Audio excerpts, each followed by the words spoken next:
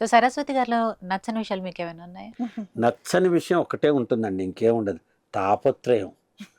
అసలు నేను కానీ పిల్లలు కానీ ఎక్కడున్నారు, తిన్నారా లేరా, అసలు ఎట్టా ఉన్నారు, అలసిపోతున్నారు, ఓవర్ దాన్ని ఏమంటారు, ఓవర్ ప్రేమ. అంత మించి తాపత్రయం, మిగతా అసలు she's a mother to me. అంత మించి స్టేట్మెంట్ లేదు. ఒక్కొక్కసారి మన కన్సర్న్ తో అవతల వాళ్ళకి ఇబ్బంది కూడా పెట్టేస్తూ ఉంటాం తెలియకుండా. అది నాకు తెలుసు. అది బట్ Over కానీ concern ఆ అంతే తల్లి అన్నమాట. మనసు ఆగదు కదా. అంటే తనకి అది, తను మేమే ప్రపంచమే బతుకుతాం కదా, తను వేరే ప్రపంచం లేదు కదా. ఒక స్త్రీమూర్తి ఎవరైనా ఇంటి పేరుని, తల్లిదండ్రుల్ని, పుట్టిన గోత్రాన్ని అన్నీ వదులుకుని వస్తుంది. వచ్చినప్పుడు తను భర్త పిల్లలే ప్రపంచాన్ని బతుకుతుంది. తల్లిదండ్రులను కూడా అప్పుడప్పుడు పక్క స్థానంలో పెట్టి భర్త పిల్లల గురించే బతుకుతుంది.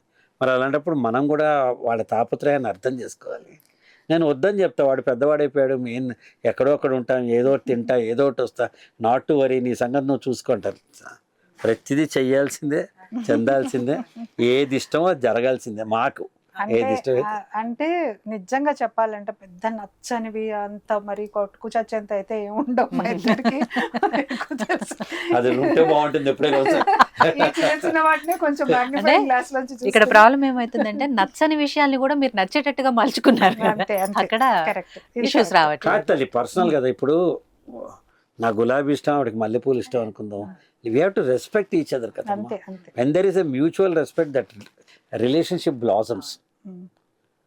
పరస్పర గౌరవం ఉండాలి కదా తల్లి.